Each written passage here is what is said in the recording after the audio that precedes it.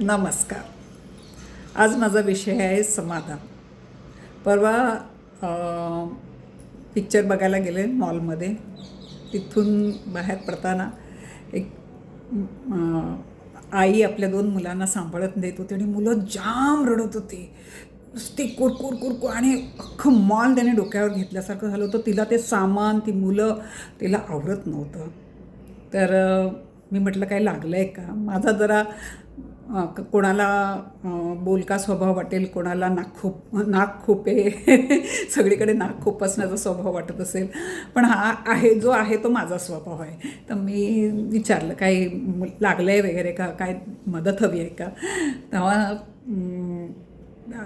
मग तेव्हा ते आई म्हणाली नाहीच, त्यांना पिचकारीसाठी हट्ट धरतायत असं म्हणाले.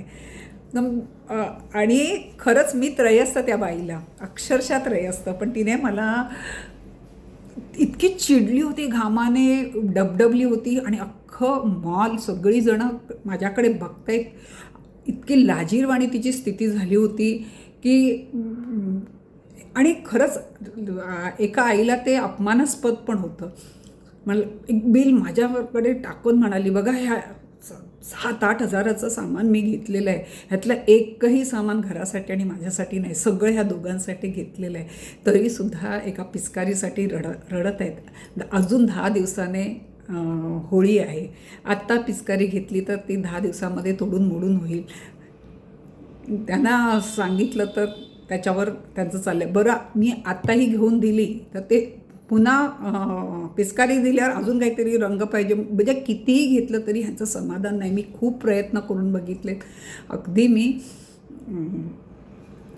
थकले.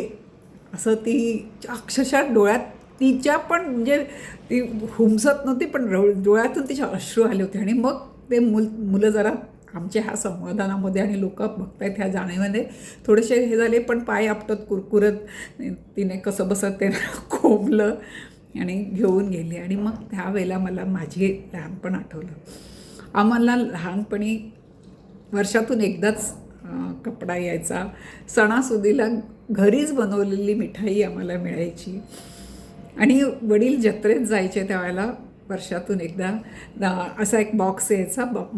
आपण त्याला बांबूचा म्हणावा, झावळ्यांचा म्हणावा, मला कळत नाही. झावळ्यांचा असा बॉक्स असायचा, त्याच्यामध्ये लाकडाच्या 12 खेळण्या असायचा, जातं वगैरे असं. आणि तो 12 खेळण्यांचा एक संच बाबा घेऊन यायचे. तो वर्षभर आम्ही पुरवायचो. कधीतरी एखादं हरवायचं, पण गेल्या वेळेचं काहीतरी उरलेलं असायचं. असं करून आमचा तो संच होता. एक बाहुली कधी कोणी काळी घेऊन दिली होती. त्या बाहुलीमध्ये त्यावेळेच्या बाहुलींना इलॅस्टिकने हातपाय जोडलेले असायचे. ते इलॅस्टिक जर तुटले तर त्याचे हातपाय तुटले गेले तर मग मोठ्या भावाच्या मागे लागून त्याला ती टेक्निक छान यायची. गाठ बरोबर मारून तो इलास्टिक लावून द्यायचा, त्याच्यासाठी त्याची मस्का मार हे करायचं. पण एक समाधान होतं. जरा बहीण माझी मोठी झाली, मी सगळ्यात धाकटी, माझी मोठी बहीण जरा मोठी झाल्यावर बाबांना म्हणाली, पहिल्यांदा बाबा तागाचाच कपडा आणायचा आणि सगळ्यांना अगदी बँडबाजा असल्यासारखे एकच प्रकारचे कपडे असायचे. तेव्हा बहीण मोठी झाल्या आणि बहीण आमच्या ना वडिलांची खूप लाडकी. तिला लक्ष्मी, म्हणजे ते म्हणायचे ती आली आणि आमच्या घरात लक्ष्मी आली म्हणून. तर तिला कधी वडिलांनी असं कधी दुखावचं नाही हा माझ्या वडिलांचा. आणि ती पण कधी मागण्या नाही करायची. पण तिने एकदा बाबांना म्हटलं, बाबा आम्हाला आमच्या आवडीने कपडे घेऊ द्या, तुम्ही द्या, सांगाल त्याच रेंजमधले आम्ही घेऊ, पण तुम्ही म्हणाल त्याच दुकानातलं. पण आम्ही 3 बहिणी, तर तिघांना 3 अगदी ते याच्यासारखे युनिफॉर्मसारखे एकाच ह्याच्यातले नाही. आणि त्याच्यानंतर आमच्याकडे तसे कपडे यायला लागले. पण जे काय बाबा आणायचे त्याच्यावर आम्ही सगळे इतके समाधानी होतो. आणि आमचे बाबाही समजून घ्यायचे, आमची बाजू ऐकून घ्यायचे. आमच्यामध्ये खूप चांगला सुसंवाद होता. बाबांमध्ये आणि मुलींमध्ये खूप चांगला सुसंवाद होता. आमच्या मनाच्या गोष्टी बाबा जसं त्यांना जमेल तसं घेऊन देत होते. आत्ताच्या खूप जण पालक असे म्हणतात, आम्हाला नाही मिळालं मुलांना. अरे पण तुम्ही हा विचार करा, पालकांनी का दडवून ठेवून तुम्हाला दिलं नाही का? आपल्या पण पालकांनी त्यांच्या पोटाला तोशीस लावून आपल्याला त्यांना जेवढं जमेल तेवढं घेऊन दिलं. अगदी मला आठवतं माझे बाबा तर दोन दोन शर्ट 2 पॅन्टच वापरायचे. तो शर्टचा पूर्ण कॉलर झिजून जायचे. तो ती कॉलर आम्ही पूर्ण उसवायचो आणि उलट्या बाजूने करून ती कॉलर पुन्हा जशी होती तशी लावून द्यायचो. तरीसुद्धा माझे बाबा नवीन आम्हाला घेऊन द्यायचे, पण त्यांना 2-2 वर्ष पण ते कपडे घेत नव्हते. आणि एवढं असून आम्ही सगळे समाधानी होतो. आमचे आईवडीलही समाधानी होते की आमची मुलं आमच्या ऐकण्यातली आहेत. आमची मुलं 4 लोकात आमची इज्जत काढत नाही.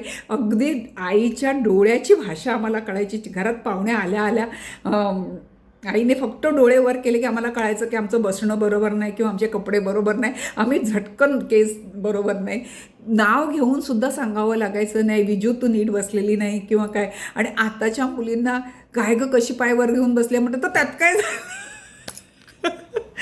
त्याच्यावरती आवाज काढून मुलंच आपल्याला चार जणांसमोर अपमानित करतील की काय अशी भीती वाटते. आणि आमच्या वेळेला फक्त नजरेची भाषा होती.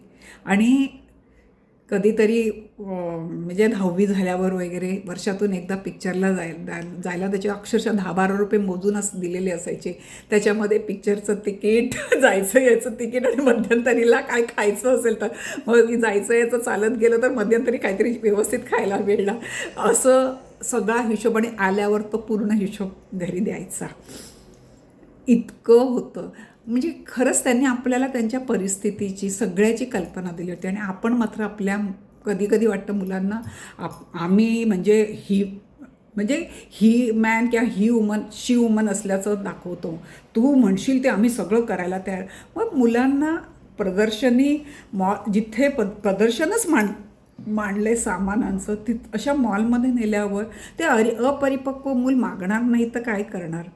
तुम्ही त्यांना कुठल्याच गोष्टीचं दरबंद लावणार नाही. कुठलीच गोष्ट मी तू म्हणशील तशी करीन अशी जर पहिल्यापासून समजावून नेलं असेल तर ती मुलं का नाही तिथे 4 लोकांमध्ये तमाशा करणार. तर मला वाटतं थोडी आईवडिलांची पण ह्याच्यामध्ये चूक आहे. ती वस्तू मी नोकरीला लागल्यावर सुद्धा मला आठवते, मला मुलगी झाली. मुलीला माझी सासूबाई सांभाळत होत्या. मी असो किंवा माझे मिस्टर असो, आम्ही कधी काही प्रेमाने चॉकलेट आणलं किंवा काही खेळणी आणली, माझ्या सासूबाईने सांगितलं होतं की आल्या आल्या तिच्या हातात द्यायचं नाही. तिने तुमची वाट बघायला पाहिजे. माझे आई बाबा काहीतरी घेऊन येतील म्हणून आई बाबा पाहिजे नाही, आई बाबांच्या प्रेमासाठी तिने तुमची वाट बघायला पाहिजे. म्हणजे जसं माझ्या माहेरचं वळण होतं ना, त्याच पद्धतीचं माझ्या सासूबाईंचं होतं. दिवसभर मी तिला काय दिलं आहे काय नाही दिलं हे मला माहिती. तुम्ही आणून एक चॉकलेट तिच्या हातात द्यायचं, आज तुम्ही आणून द्याल, मग उद्या ती वाट बघणार. आणि लोन काढलेलं आमचं पगार कट होऊन यायचा. महिन्याच्या 20 तारखेनंतर हातात पैसा राहायचा नाही. मग 3-20 नंतर रोज रडायचं का? तर ती सवय लागताच कामा नये. जे आहे ते माझ्याकडे अक्षरशः कधीही कितीही लाडात येऊ दे, पण आम्ही कधीच आणलं आणि तिच्या हातात ठेवलं असं नाही. वेळ प्रसंग बघून आज आणलं तरीसुद्धा ठेवून दिलं, नंतर कधी वेळ प्रसंगाला काढलं आणि तिला दिलं. हा प्रकार म्हणजे सासूबाईंच्या परवानगीनेच तिला दिलं. आणलं आज सासूबाई आम्ही आणलं हे ते आई मी हे तिच्यासाठी आणले असं सांगून देणं होतं. आम्ही आणलं आहे आणि मुलांना दिलं आहे असं कधीच नाही झालं. त्यामुळे मला त्या माऊलीचा त्या मुलांचं अपरिपक्व मन आहे. त्यांना काहीच कळत नाही. एखादी वस्तूची क्षमता किती आहे, एखाद्या वस्तूला पैसे किती आहे, ही वस्तू घेणं गरजेचं आहे नाही आहे हे समजवण्याचं काम पूर्णपणे आईवडिलांचंच म्हणजे पालकांचंच आहे. आणि आपण जर त्याच्यामध्ये कमी पडलो आणि मग मुलांनी पूर्ण मॉलभर पूर्ण बिल्डिंगमध्ये तमाशा केला तर त्याला जबाबदार मला नाही वाटत ती लहान मुलं असतील. ते लहान मूल जसं तुम्ही वळवाल तसं वळतं. एखादा दोघातलं एक तरी समजूतदार असतं. म्हणजे नाही आपण एवढा तमाशा करू नये. ते दोघंही एवढे करतात म्हणजे तेवढंच त्यांना डोक्यावर चढवलेलं असेल असं मला ही माझी मन सांगतं. माझं मन मला ज्याप्रमाणे वाढवलं आणि मी ज्याप्रमाणे संसार केला, आज मी 63 वर्ष ज्याप्रमाणे जगले त्यावरून मी माझा झालेला अनुभव सांगते. तुम्हाला पटतंय की नाही मला नक्की सांगा. मुलांना थोडासा पैसा, व्यवहार, आपली ऐपत ह्या गोष्टी कळल्याच पाहिजेत. त्यांच्यापासून काय लपवायचं असतं ते ते योग्य वयात योग्य गोष्टीच सांगायच्या असतात. सगळ्या गोष्टी सगळ्या वयात जा तुझ्या चॉईसने. हां, त्यांच्या चॉईसने त्यांना निळा, पिवळा, काळा ड्रेस घ्यायचा आहे ती त्यांची चॉईस असू शकेल, पण किती रेंजचा असावा आणि कुठल्या स्टाईलचा असावा ह्याचं तुम्हाला कळलं पाहिजे. ते लोक काहीही मागू शकतील मुलं, पण ते योग्य आहे की नाही, आपण जिथे राहतो त्या वसाहतीमध्ये किंवा त्या वातावरणामध्ये ते योग्य आहे का. गरमीमध्ये आपलं वातावरण खूप गरम असेल आणि काहीतरी वूलवाले कपडे घेतले ते एकदाच वापरतील, मग एवढा पैसा नुकसानीच जाणार. हे सगळं समजवणं हे थोडंसं आपल्यावर पालकावर पण आहे असं वाटतं लहान असेपर्यंत. मुलं मग मोठी झाल्यावर तर त्यांना कॉलेजला वगैरे जातात, त्यांना शिंगं येतात. अगदी लहानपणी ओबिडियंट असलेली मुलं, आज्ञाधारक असलेली मुलंसुद्धा मोठं झाल्यावर खूप मगरूर होतात, हे मला मान्य आहे. पण लहानपणी तरी त्यांना थोडंसं आपण समजवायलाच पाहिजे. आपली ऐपत, आपली गरज पारखूनच खरेदी केली पाहिजे हे त्यांना शिकवायला, आणि ते शिकवायला परत पहिलं त्या पालकांना पण यायला पाहिजे. गरजेपेक्षा जास्त वस्तू जमा करू नये वगैरे हे कळलं पाहिजे. माझे विचार तुम्हाला पटत आहेत का मला नक्की सांगा. तुम्ही माझं ऐकता त्याबद्दल मी खूप आभारी आहे.